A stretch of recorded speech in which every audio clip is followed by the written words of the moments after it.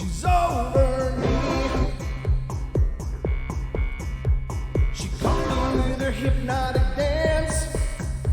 She holds me here with only a glance. She's over me. She's over me.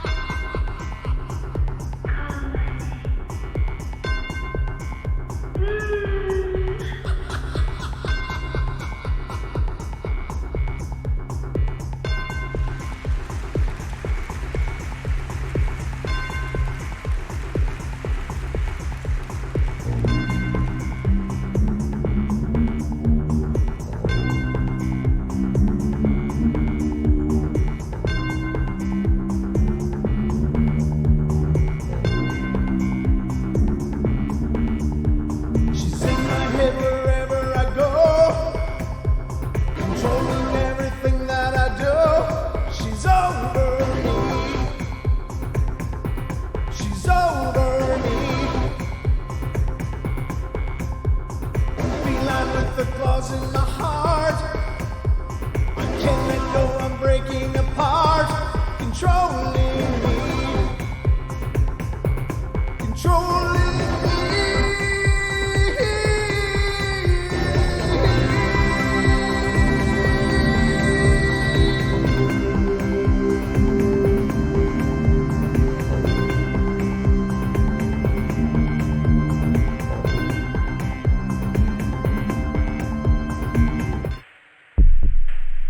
All right, ladies and gentlemen, welcome to the Paranormal Portal Bedtime Stories From Beyond. I'm your host, Brent Thomas, and it's a great night. I hope you guys had a great day.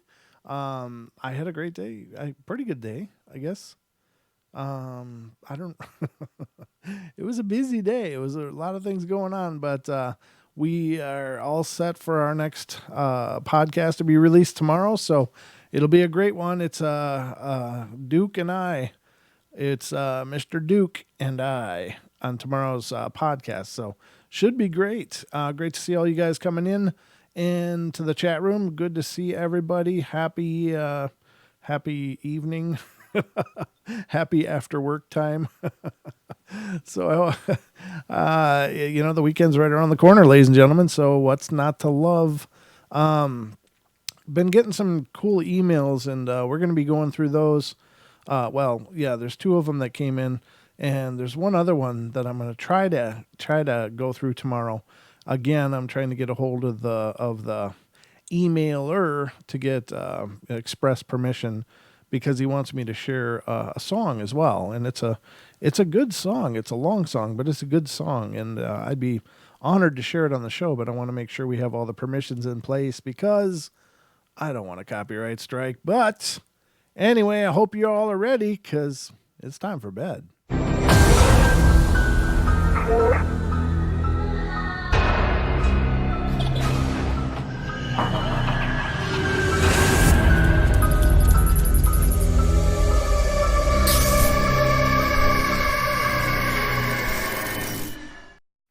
And it is kind of a support group here, isn't it, Julia? We're all portal addicts, and I'm a portal addict just as well. And, as much as that's true, I guess there's worse vices to have, right? So I'm okay with being addicted to the portal and being addicted to doing the show, because it's not really a destructive behavior. So I think we have a good time doing it, and had a good time last night with Don, of course. It's always a pleasure when he joins me, and we just tear it up and do the madness it is that we do. Sorry, I'm just processing the last part of my dinner, apparently, right here into the microphone, so I apologize. But tonight I want to talk a little bit about trapped spirits. Oftentimes when we're dealing with these ghost stories and stuff, in many cases we are dealing with spirits that are perhaps trapped, perhaps they stayed behind on purpose. It's hard to know. So there's a few ideas I have about this, and this is stuff that I've shared before, but for the sake of going into this topic, I'll share it again now. I think that oftentimes spirits either are it just in this stuck, weird, confused state, and they really don't know what's going on. They're just kind of in a little bit in between. And as Nick talked about in his call the other night, and as Sean has relayed before, they they may just go dormant from time to time and then awaken from time to time and still not really understand what the situation is. They're just really stuck.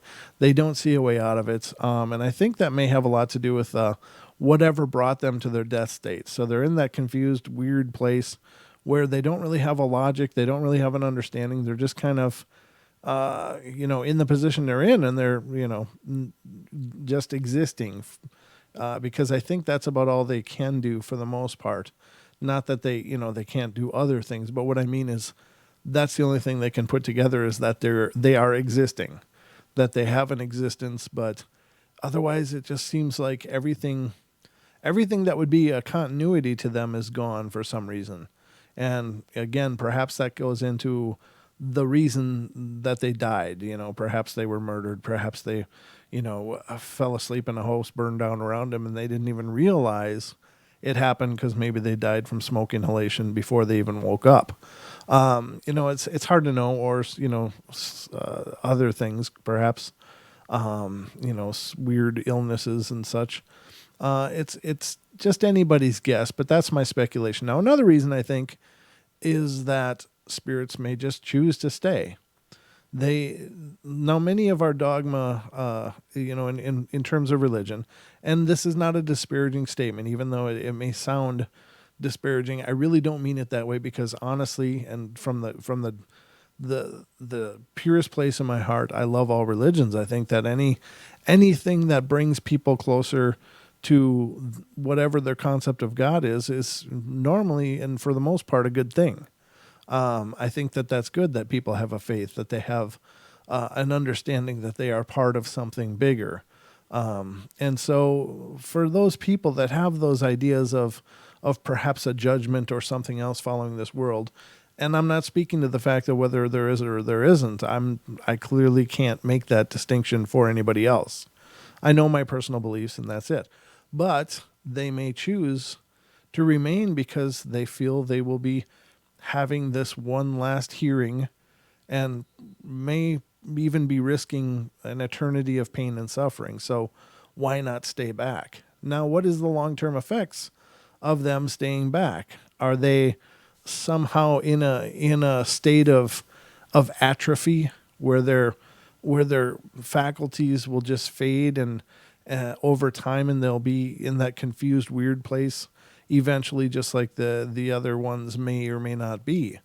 I don't know. I wonder about that. And so that may be another reason why some of them stay around. And others, I think, may stay around just because they don't know. They may not have a faith, and they may not believe that anything is after this. And they may just think, hey, I'm not just over. I'm not just off.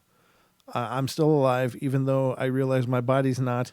And this is a place I know and love, and this is where I want to stay because I know I'm alive. And maybe that's why, because they don't want to risk losing that life. I don't know. These are just theories, just ideas. Again, I can't pretend to know, but I find it absolutely interesting that, all of these stories that we cover seem to be, 90% or more seem to center around the idea that there are these people that don't leave, that they're staying for whatever reason, either by choice or because they don't know what else to do, or they're afraid of what else may be coming. So they're in these situations. They choose to remain. They choose to interact with the world that they're in, which is our world, and I say our world because, I believe, I don't know how to say this, but I believe that this is a place of learning. So, and it's a place of learning for those that are, alive and are not, physically alive. This is our schoolroom. Now, some people may choose to stay in this schoolroom, so to speak, and so they don't pass on. Now, an interesting idea came through from a listener named Sam, and she thought that maybe, and I thought this was really an interesting idea. She thought that maybe when people do pass, the majority of their soul goes on, but there may be a piece that's left behind to finish up some things that may need to be done before they fully make that transition. And I thought that that was kind of a neat idea, a neat concept. It's like, well, that kind of may make sense. And it may make sense of why some of them are in such a confused state, is somehow they lost track of what they're supposed to be doing, and maybe they do atrophy just as a course of the nature of being an energetic deceased person. I don't know. But I think again, it's anybody's concept. It's anybody's idea. And no one idea is more valid than the other. These are just things that I've pondered through the years and years that I've been looking into this sort of phenomena. And, there's so many situations where, people are living in a house and for instance, again, you want to see a spirit, start working on a house and doing some construction. Because for whatever reason, if there is one there, that really seems to agitate them, and maybe those are the lights that Nick was talking about that kind of spur them to life and give them, that energetic presence to interact with or to be realized by. I don't know. But just some thoughts right off the bat. So as we go through these stories, we'll kind of dive into it with maybe a little more insight as we go. We'll see what these stories give us tonight. And the phone lines are open, ladies and gentlemen. You can call in and be a part of the show by calling 720-923-0500. Again, 720-923-0500. Nick says, I believe sometimes religions cause fear in some, which cause them to become stuck. Yep. But yeah, and I agree with that. I think that definitely is the case sometimes, where it's safer to stay with what they know than to face some terrible unknown that they've been told to expect. And, here's the thing, ladies and gentlemen, we all have skeletons in our closet. We all have things in our lives that we're not proud of. I mean, that's just part of the human condition. We make mistakes. We screw up. We don't do things as well as we should sometimes. And those are the things that we carry with us. And everybody has those. And, mine may be ridiculous to somebody else, but theirs may be ridiculous to me. But it's something that we hold in our heart. And I think that, if we're to believe that those very things where we fell short could lead to an eternal damnation, I mean, my God, who would want to make that journey? Why would you want to go across to see what's going to come if you believe that you may very well be looking at that? Because there's so many religions that teach of this absolute path and this absolute criteria. And quite honestly, nobody seems to be really able to follow this criteria completely. We all fall short. We all fall short of our own goals, much less these divine goals that are placed before people. So, and when people do fall short of those, it's not the same as just, forgetting to change the oil in your car. This is a divine goal. It's a goal that was allegedly given to these religious people by their divine being. And it's not the same as not changing the oil in your car. It means that you are betraying the love and salvation that's being offered by this other being. And again, I'm not casting any aspersions here. These are belief systems, and there's something we all have. We all have our own versions of this to some degree, even if that version means you don't believe in something divine. And that's still a belief. So, it's very curious, and it to fall short of a divine goal, many people equate that means I'm not going to heaven. Now, what I do find interesting is stories of spirits like monks and nuns. And I find it really, really profound, because these are people that truly devoted their lives to something, that they truly believed in. And not that they can't still be crappy people. I mean, there's stories after stories after stories coming out of things like Catholic schools of these nuns just brutalizing children, and of course, I don't know what they believe, if that becomes okay in their paradigm. I don't know, but I would imagine that even the most callous person would have to think, I shouldn't have been beating those kids. I might not be going to heaven, so maybe that's why they stay. But if not, if they thought they were going to transition, why weren't they? Why didn't they transition? And that's something that I have a hard time wrapping my head around, because, of course, we consider those people that devote themselves to their spirituality to be making an extreme sacrifice for their faith. And I think that that's a beautiful gesture. Don't get me wrong. It's one that I couldn't make for myself. I mean, I'm incredibly devoted to my own spirituality, but that's mine. But I don't know if that makes sense or not. But when you think of the people that probably should be greeted by angels and guided home, those would be the people, because they so completely express the entirety of their lives towards some goal like that has to be a very profound thing. But still, we still have stories of these nuns and these monks that linger in these holy places, or these places of worship, and it's like, well, what went wrong there? What's going on there? And perhaps it's, again, perhaps they lived a very double life with a lot of duplicity, and they're afraid to make that transition because of the hellfire they'll face. I don't know. But it is curious. There's no question there are trapped spirits.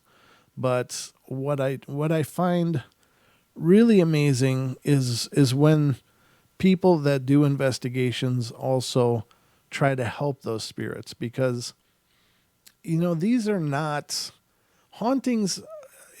Contrary to our popular culture, hauntings are not the latest thrilling reality TV. These are, in many cases, these are people that were somehow brutalized or tormented in their life, and they're stuck. They're in a situation where, for whatever reason, they can't seem to help themselves. And, and it's kind of, I don't know, it's, it seems like it might be in poor taste to be, parading people through with cameras trying to find proof of their existence, because they're already leading a tormented existence, and then to make a sideshow out of that seems, it seems a little harsh. Now, don't get me wrong. I love those shows too. I watch them regularly, and I'm not trying to take any kind of moral high ground on this. But when you think about it, it's like, it's like parading people through a cancer ward, going, "Hey, look at the cancer children."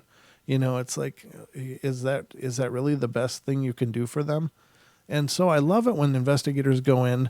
They are investigating the phenomena, but they also do everything they can to try to transition spirits and to help them out. And I think that I personally would never call in a paranormal team that didn't have some specialist in helping people transition and helping these souls find their way home. Because if they are indeed tormented, the least we could do is try to help them release from that existence. So, again, it's my own belief and my own ideas, but I think that we have everybody that's alive probably has some kind of responsibility to help those people that can't help themselves, and that may mean $5 in somebody's hat sitting on a sidewalk, or that may mean buying groceries for the guy that's holding the sign outside of Walmart. I think that that's the right thing to do, and I'm gonna spiderweb off of this a little bit, out of the paranormal a little bit, because and I don't know why it's not really pertinent to the discussion, but I oftentimes we hear about, well, you don't give those people money because they're professionals. I watched a story on 60 Minute where a guy was doing that and making like 80 grand a year. And it's like, the point of those actions is not to be flawless in examining whether someone needs the help or not. The point of those actions is that somebody appeared that stated they needed help. So one time I was at an airport in Los Angeles, and it was only about maybe 6 years ago. And I was traveling with a boss of mine and his wife and myself and one other person. And there was a guy that came up to me in the terminal and he said, "Hey man, can you help me out?" And he seemed like he was truly distressed. Was he or not? I don't know. You only do your best. But he said, I'm trying to go see, it was around the holidays. He's like, "I'm trying to go home to see my daughter for the first time in 20 years. She invited me. We've been estranged, but I went to buy the ticket and I'm $20 short. Can you help me?" And I said, "Look me in the eye." And he did. And I said, "Tell me you really need this money and make me believe that." And he did. And I was like, not 100% convinced, but then again, I was presented with an opportunity to help somebody that may have needed it. I can't say for sure he wasn't a con man. Maybe he was, but I did give him the money, and he was very gracious and thanked me, and he took the money and then walked away whatever direction he went. It was very busy. And I went back to my boss and his wife, and they're like, "Do you just give that guy money?" He goes, and he asked me why, and I told him what had happened. He goes, "Dude, that dude just ripped you off." And I said, "You know what?" I said, "That moment was between me and him, and I did a charitable act for someone that I believe needed it."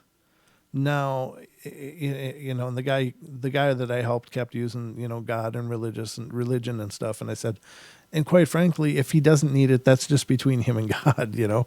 But I was presented with an opportunity to help. I helped, and I got kind of chastised for it. And I thought, well, that's still kind of screwy.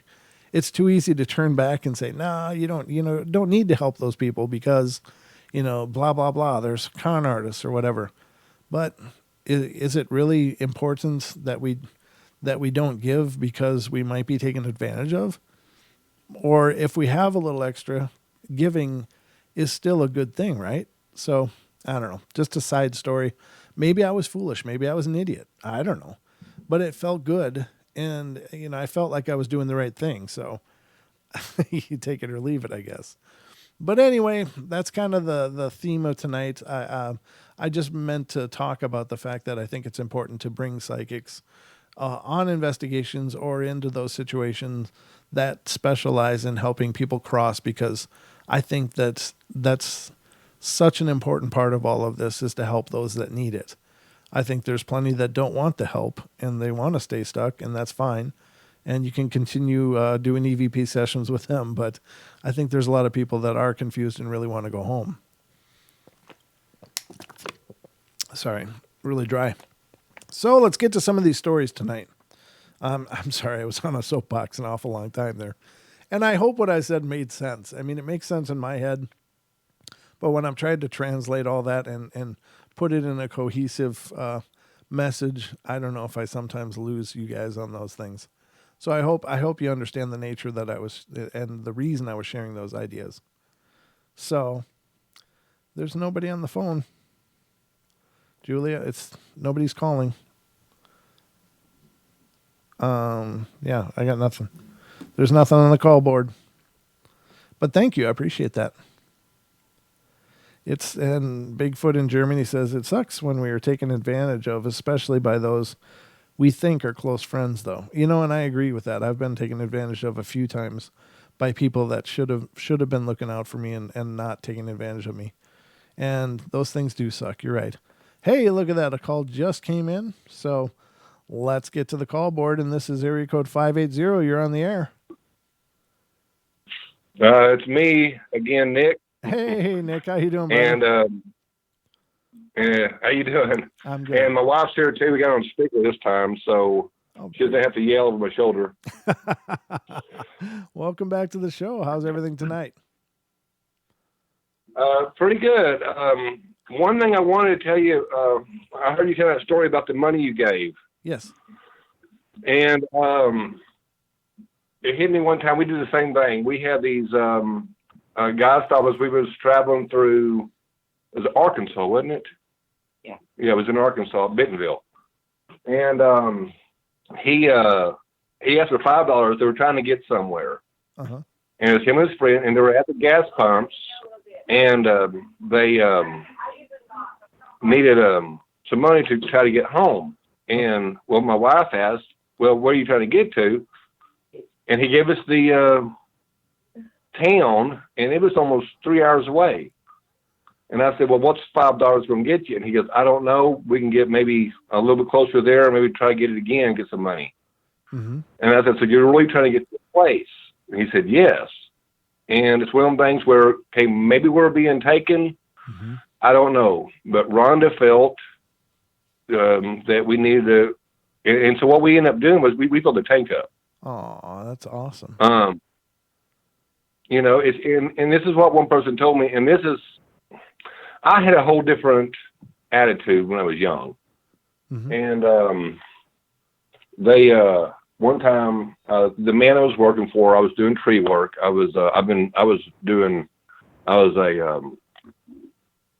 arborist for about 25 years. Okay. And when I was young, the man I was working for stopped at a street corner, and there's a guy on the street corner had a sign, need money, and he stopped and gave him $20. And I said, well, why'd you do that for? He's just going to go buy a beer. That was my mentality at the time. I was a kid. Yeah. And he says, I don't care. I don't care if he goes buy beers or if he goes down the street and buys a joint. Right. I gave $20 because I wanted to give $20. And I feel better in my soul when I cross over someday in the future, I will not have no regrets for helping people. Right. Because I did it because I wanted to do it. That is so cool. And I think that's what people have. Yeah. Do it because you want to do it. Because you might get tricked. You might get, took by a crook or whatever. Mm-hmm. When you want to help somebody, you do it because you want to do it. Right.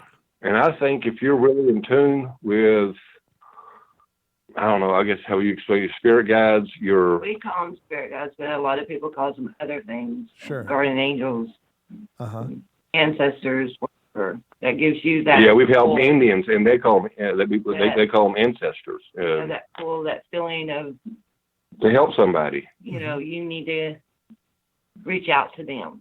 And you do it because it's the right thing to do, not because you might get taken for money. You do it because you want to do it. Right, and that really seems. That's my feeling on it too. Come to the heart.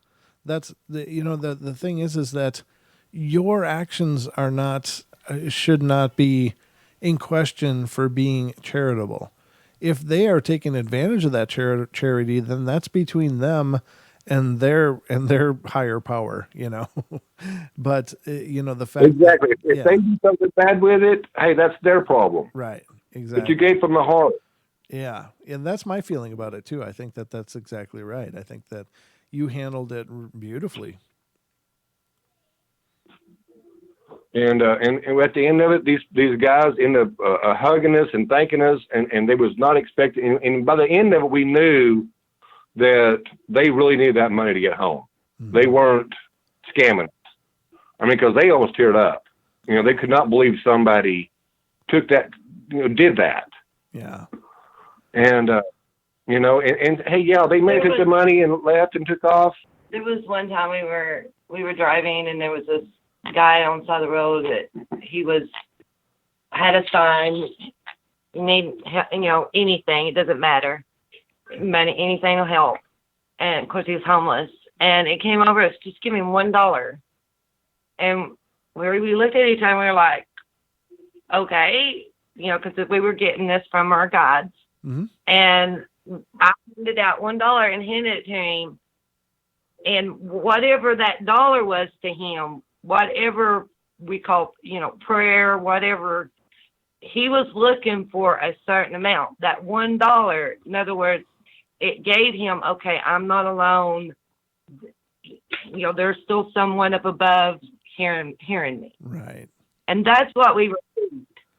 Yep. It oh was yes, just I remember $1. Yeah, and he had asked them. That's what had come over us. He had asked, God, or whoever, if somebody can stop and just give me $1, to show me that you're still there. And we didn't give him 2, didn't give him 3. It was $1 on the dot. And that's exactly what we gave him. And he started crying. I mean, tears in his eyes. That was the sign he was looking for. It doesn't have to be much. That's beautiful. Just to know somebody cares. Yes. Yep. Yeah, it just showed he wasn't alone. And I think that in and of itself was more powerful than any money. Yeah, if I gave him 20, he'd probably said, no, I didn't thank you, and probably really appreciated it. Yeah. But that wasn't the number he was looking for. Right. Because they work on the other side too. They work on one person over here, and as we're in Oklahoma, well, they're also working on another person that is in Colorado. Mm-hmm. And somehow these people can come together.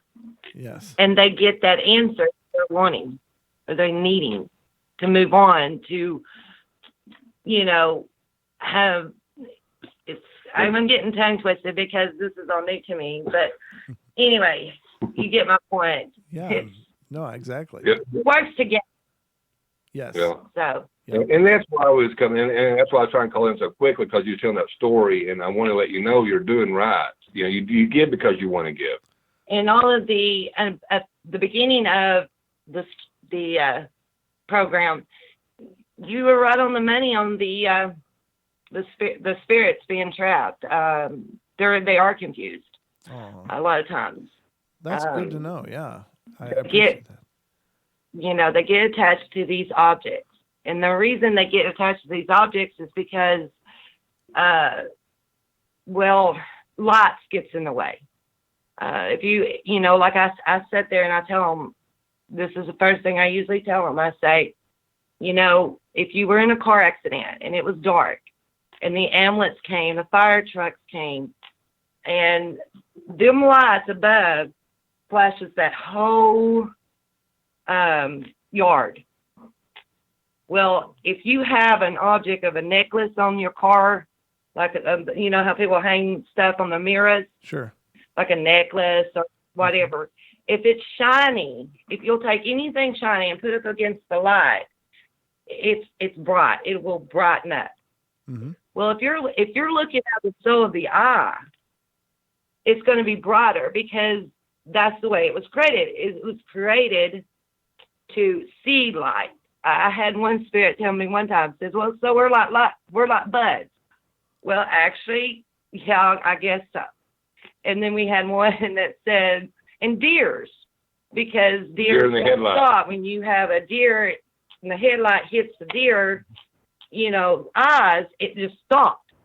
Right. Well, they focus on this object, what they're seeing. If it's dangling in their car and their car's upside down and they're in the process of that transaction, mm-hmm. and they see that heart dangling off of the, mirror, and them lights from the ambulance and all of the police cars and all makes it brighter. Their eye is seeing it, and they're focused. It's like they just kind of focus on it. Oh. When I call heavenly light, mm-hmm. God's light, whatever you want to call it, the other side's light. Mm-hmm. It's over here. They miss that light. The light actually stays up for 72 hours.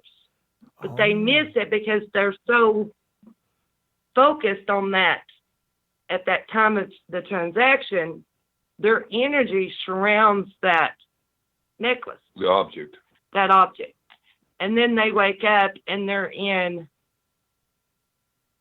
wherever that object is, wherever that necklace is. What she's getting here, we kind of jumped ahead, but what she's getting here is... Yeah, I'm trying to rush it, and it's... Yeah, what you're getting at is what we do, we get pulls to go out and get objects. And we will get objects where spirits are attached to objects. Yeah. And I will get a vision, and I'll see it in my head, and we got one time...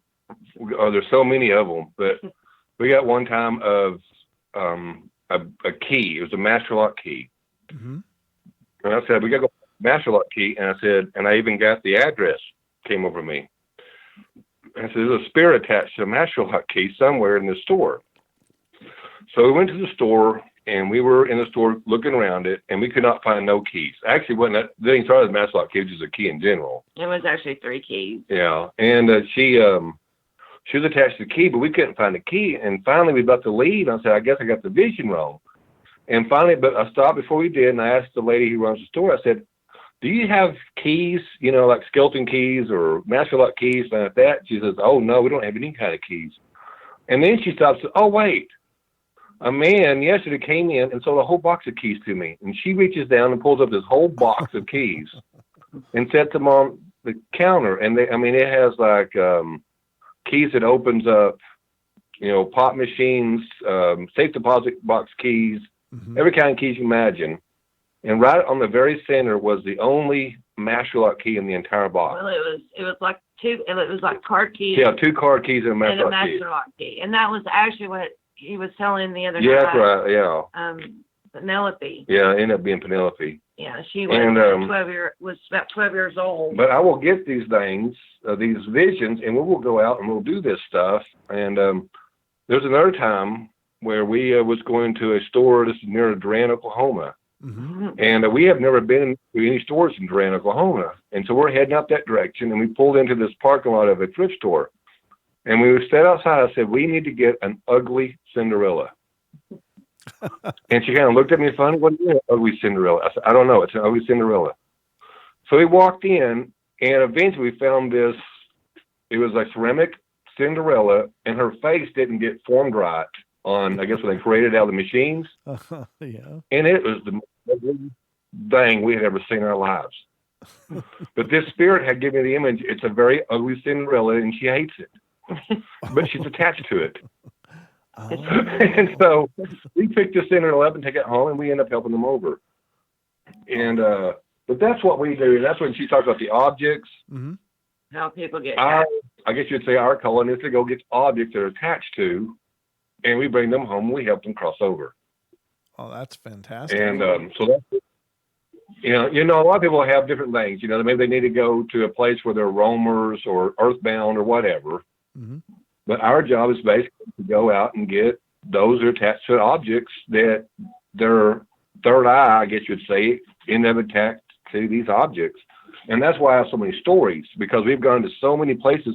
We one time went, what was it, nearly 8 hours away? Okay. We took an 8-hour trip one time to go get someone attached to, it was Louisiana, wasn't it? We went all the way to Louisiana. And what was the attachment? It was a... Oh, goodness. There's so many. That one that really stuck, we left to go get them. We left to go get them in Louisiana. Remember that? Yeah, but he was attached to some kind of breakable, it was like a figurine thing. The doll. It wasn't a doll, it was... Okay. Anyway, I'm sorry. We're getting confused. We have so many that we're getting confused. Right. But yeah, we ended up taking an 8-hour trip, and before we left, I told her what the objects we had. I think we had 3 objects. And we stopped at 3 different cities along the way, or 3 different towns. I mean, towns we haven't even heard of. And I said, in this town, we're going to get this object. Say, for example, a frog under a tree. And we would get to this town, and sure enough, we would find a figurine of a frog that's fishing under a tree. Wow. And there would be somebody. And we've done this so many times. Like I said, we've done it 6 years now. And now we have no problem. If they say tomorrow, hey, you know, William and Rhonda, we need you to go to Florida, and there's 6 you need to get in Florida. And here are all the objects. And all these images come to me in my dreams. I will wake up, and I will tell her these images, and we will get up, and we will get in our vehicle, and we're gone for the next 4 or 5 days to go get these objects in Florida. That is so And every time we get to these places, those objects are there. Wow. Very powerful. And they're weird objects. I mean, it's not like, you know, your common stuff you'd see. We've got some very strange objects that they end up getting attached to.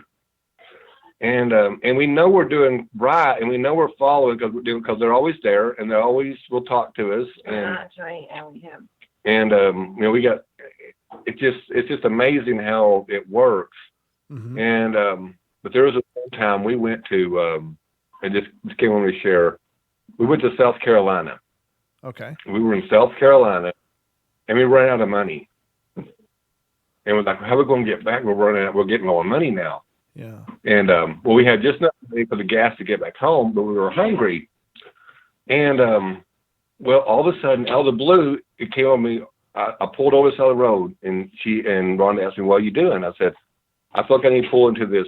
I got to pull to pull into this parking lot by this church, Wow. and then we need to go to this church here." Well, we pulled into this church, and the church was empty. Okay. And she says, "Why do you need to pull in?" I said, "I had no clue." Well, by that time, a car turned onto this dirt road, and I looked into the trees, and the sign in the trees shined up at me, and it said, the Red Down Baptist Church, or Red River Down Baptist Church. That's what it was. Okay. And it hit me, not the church you're in, but that church. So we ended up on this car down this dirt road for 4 or 5 miles. And we went, and we went, and we went, out in the middle of nowhere. Well, when we got there, Eric Crab, which is a religious singer, was there that day, and they were having a huge tent festival and all the food you can imagine. Oh, nice. And we, Wow. and we kept getting stuffed, listening to music and eating, and then we didn't have to buy any more food, and we had it home. Yeah, so we got many. And things like that happen all the time. We have so many stories like that, where it basically we know we're doing right, I guess you'd say. You know, Does that make sense? It does. In fact, I've always said that you know you're on the right path when things click, when things fall right into the place where they're supposed to, and when life gets hard is when I assume that I'm doing something wrong, or I'm trying to force something that's not ready, or something, because when things get abrasive and hard is when I go, okay, wait a minute, I got to kind of backtrack and kind of reapproach whatever's going on, and until I get into that synchronicity or serendipity again, where one thing falls into another, and that's exactly what you're describing. And so you're right. I agree with that wholeheartedly, that's when you know you're on the right path, when those doors open without you even reaching for the handle. Yes, exactly. And this was 6 years ago. This is when we first started. Mm-hmm. And things just like that just kept happening constantly. Mm. And it was like the divine's way of showing us, yes, you're doing what we need you to do. Right. Yeah, that's really cool. And I'm really glad you guys are doing this, because who's going to look for a frog under a tree that has a soul attached to it, I mean, who else would do it? So. Yeah, we did that one time. We did it. We've got several of them where, and actually, and I hate to say this, sometimes we will test it, and when we first started. Now we don't know more. We've been doing about 4 years. Okay. Yeah, as far as going without questioning. At first you're like, oh my goodness, this could be happening. What's going on? Right. But there's no way this can be real. But when you drive, there was one time we were at a graveyard actually. Okay. And oh yes, I forgot about that. And he said there's a snowman. I said, someone's attached to a snowman here in this graveyard. It's a snowman, and it's in a tree. And we were walking all around this graveyard trying to find this tree. Yeah, in my vision, it was a snowman stuck in a tree. Well, the vision was different. I was seeing a snowman stuck in a tree. Okay. And so I couldn't figure the vision out. And so go ahead and tell the story. So anyway, he finally pinpointed the tree that was in. I was like, there's no snowman here. I said, this is the energy, though. Here's the energy right here. I can feel the energy of somebody right here. And well, the tree had a cavity in it. And it was a big old hole that went way down. Well, I climbed up in that tree and reached my... I was holding her feet so she could hang down this tree. and I did. I pulled out a snowman. Oh my God. It was an ornament, a Christmas ornament, tree ornament. And yeah, somebody was attached to that. And what happened is what had come over us was somebody that was holding this ornament or whatever, and they felt weird about it. It freaked them out, Yep. and they threw it into this tree and ran away. Right. They brought thinking, it, "Oh my gosh, there's an evil attack to this." right. They thought it was That's the same thing that came to me immediately when you said that, is that somebody left that there because they felt something bad was around it or some weird energy, and they wanted to leave it in hallowed ground. Yes. And it doesn't mean that it's bad energy. I Right. mean, it's just Sure. we're not used to a lot of people And we don't help that believe person in over that too. spiritual realm, and when they have gifts and they don't aware of it, Right. and they feel something off of it, Mhm. it freaks them out, and They want to get rid of it. they'll want to get rid of it. This is And, just and that's one thing I want to say, and this had came over me way before we even got online today. It came on actually yesterday. One thing I would like to let listeners know, and something you might want to put out there too, is to not destroy objects. Right. So many people, I used to be on this thing on Facebook, and somebody says, "I feel this energy on this. It's like I'm being haunted by this object." And they're saying, "Well, smash it and burn it." Okay. Okay, all that does is release the good spirit that's hooked to it yeah. into this gray, as we call it. Oh, okay. And they're not trying to hurt you. They're not trying to deceive people. They're not trying to be evil. They're trying to communicate. And that's true, and that it's always been said that that's what they're trying to do, and it is. They're trying to, like, hey, I'm here, Yeah. And they got to do, and then they can do to try to catch your get your attention. attention. People freak out, and they will break these objects, Yes. And it's just somewhere. and then they're gone. They're you lose them, Right. because they end up into this gray area, we call it. The energy, the way that we were explained, it's like a rubber band. Okay. And when that rubber band, when you break an object, that rubber band, your energy surrounded that object. Okay, they are surrounded by that around. Their energy is surrounded around the object. Okay. And when it gets broke, it breaks that band, and that band gets snapped. It releases them from it. And they get thrown to the And gray. it's the same way with our physical body. When our physical body gets broken, and we have a heart attack, or the body suicide, cannot yeah. live anymore. Right. The lungs, the heart stops, the breath quits. Our spirit will release from our physical body. This is our natural object, actually. And when it releases, Yes, that's a natural object. when it releases, well, you should be able to go on and go to, the better place. Right. But with all of our lights and stuff, it's kind of affected that. And your energy surrounds around the object. So basically what you're doing is when you break that object, that cell releases from that object just like it released from the physical body. It's the same thing. Okay. You see what I'm saying? That's how we see it. Yeah, and Does that make sense?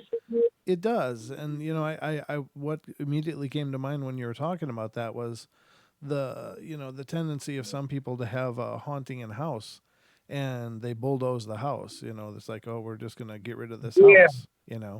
And so I imagine the same dynamics are at work, whether it's a house or an object. Yeah, when it comes And to haunted houses, even in the haunted houses, actually, they're attached to something in there. They have to be. that's why they haunt the house. It might not be a little figurine of a soldier or a snowman or whatever. snowman or whatever. Right. It can be a nail that's Right. in the wall. It could be A light something. It fixture. could be a little heart that might have fell into the cracks of the house Mm-hmm. that you can't get to. Right. It could be anywhere in that house, and that's where we call they're attached to the house. Okay. See, Mm-hmm. But they're not attached to the house. They're They're- attached to the object in they're the house. actually attached. It could be a door. We've got people on a doorknob. Wow. I've helped people attached to a shower head. Not in the bathtub. Look at the shower head. Overdose. She overdosed herself, and while she was dying, she looked up, seen the shower head, and her energy surrounded around the shower head. Oh. And we had to go to an old hotel. Do not go to this hotel ever. No, Trust me. it's down now. Is it down? Did they it bulldoze it? down. Okay, bulldoze it. Good. But, you know, I Anyway. mean, it's not just pretty objects or things that might mean that it can be anything. We've had them in a motel where they're attached to the fire alarm. A telephone once. The light on the telephone. He took drugs and got attached to the light on the telephone. Yeah. Wow. Okay. Yeah, we've had so many, and that's why we was explaining that that's what we do. And I know we took up the whole time tonight. No, that's fine. I think this is great information, and I love hearing it. So no, don't ever feel guilty about talking on the show. This is what this show's all about. And actually, we have two. Do y'all want to say anything? No, they're all not in here. They're not here. Where'd they go? They run away. Yes. I guess we bored them. Oh. Yeah, we have two we're helping right now. We're trying to help them. I brought them in so they could hear me because I haven't had a chance really to sit down and work with them. But I thought, well, maybe explaining of how they got trapped and stuff, it helped them too. But they. To be honest, we have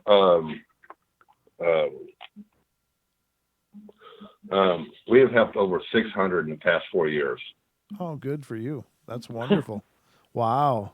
Yeah, it's not just us. I mean, yeah, we've done our best, but we have a lot of help. I encourage anybody, if you got the gift of hearing, if you got the gift of seeing, if you got the gift of feeling, whatever, these people out there need help. They need to be reached to, and they need to be helped because there's another place for them that's a lot better than where they're at right now. Wow. And we call it grow in your We don't gift. call it heaven. Grow in your gift. Do the meditation. Listen to whatever the guides, your ancestors, whatever you want to call them, above that. You hear that little voice inside, that deep inside telling you, you need to do this. You need to do trying to get in that spiritual connection because they need us. Yeah. There's a lot of people trapped. There's a lot of people that needs to just go home. Right. And I encourage anybody that can do it, do it.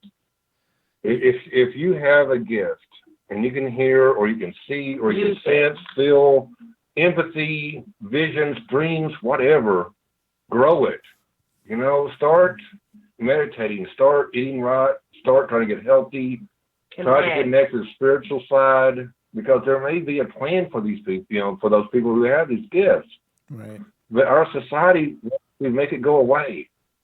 You don't ask questions. You don't pursue these things. Right. And there's so many people that are I even read a poem one time called, being schizophrenic. Because that's what I had. That's what I thought I had for years and years, was schizophrenia. And I would not tell Rhonda about it.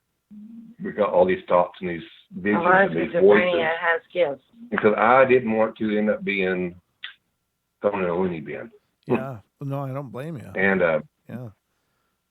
And it's just and so that's I've always been a writer, and so I started off thinking, okay, maybe it's just my imagination getting out of control. Maybe I need to control my imagination. But it wasn't that at all. It was simply people needing help.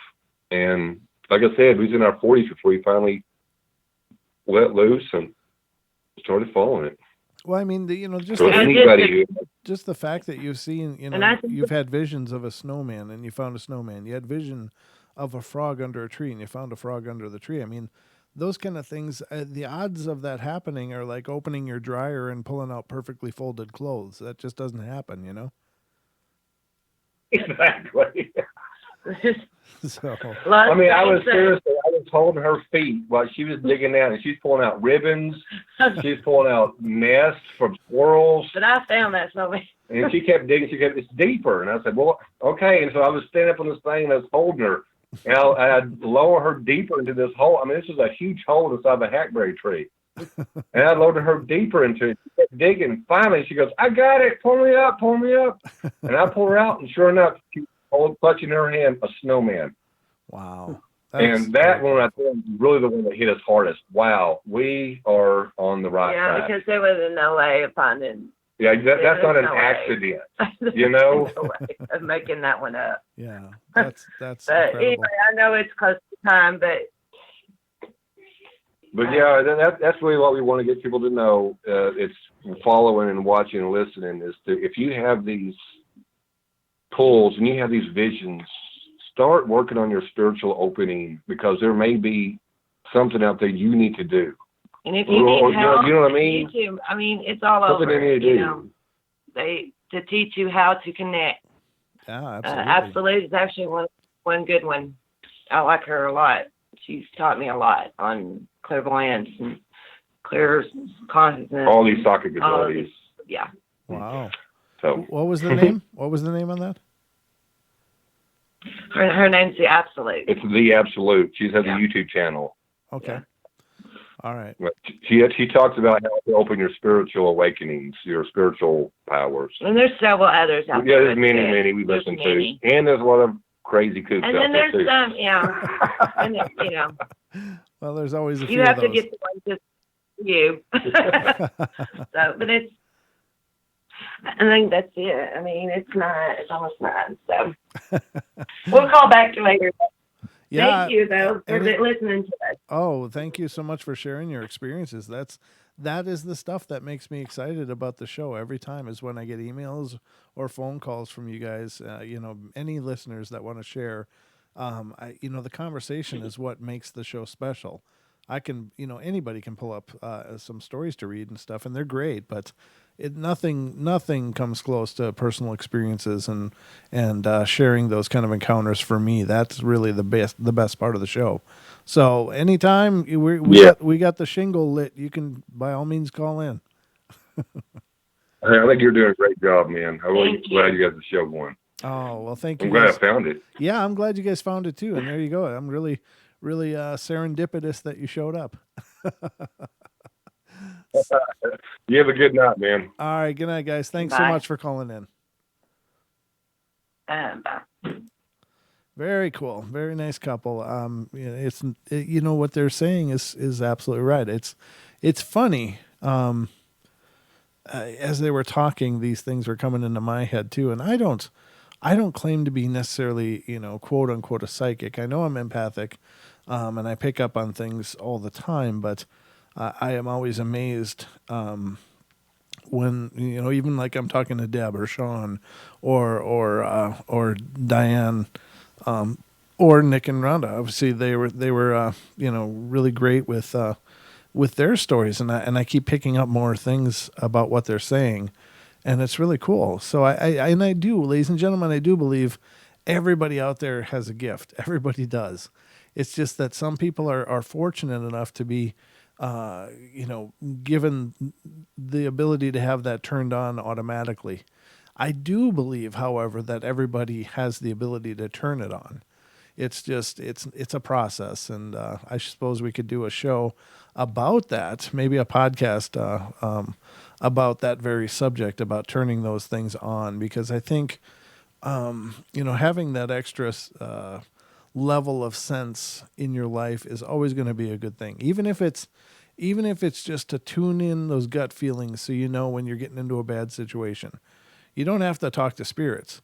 But if you develop your clairvoyance enough to know when you're getting into a bad situation, boom, to put on the brakes and get yourself out of it. I can't tell you how many times my sensing a bad situation has kept me from getting into some real problems in my life, and I'm very, very grateful for that. And I think that's something everybody has. They always say, listen to your gut. You get those gut feelings. Well, there's a reason they say that. We have the ability to pick up on things that maybe aren't quite manifest yet. And it's maybe a precognition. Maybe it's just more about reading and energy building before manifestation.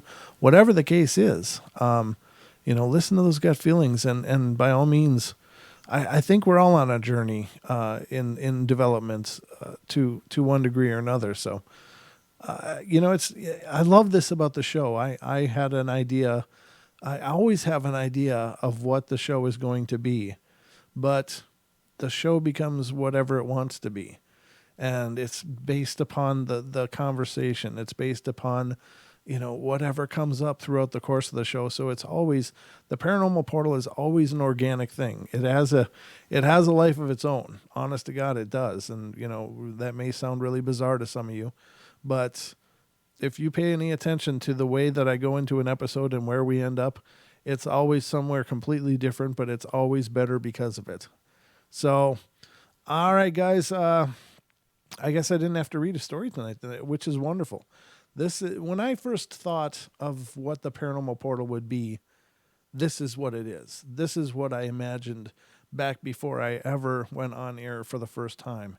It was what just happened tonight and what's happened several other nights when you guys call in and you guys walk through the night with me and we talk and we have conversations. That's what I wanted the show to be since its inception in my brain. And it's really neat to see that more people are coming in and getting involved and making this an incredible show. So thank you all. But I guess that's about it for tonight. I love you all. Be good, be kind, be nice. Take care of each other.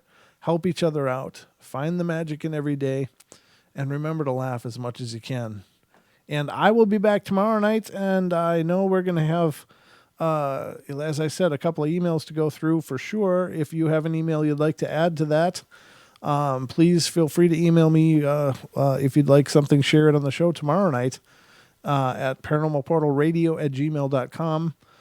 Again, the phone lines will be open tomorrow night. It's just me and you guys, so walk through the night with me, will you? So I'll be here tomorrow night waiting for you. You guys have a wonderful night and sweet dreams.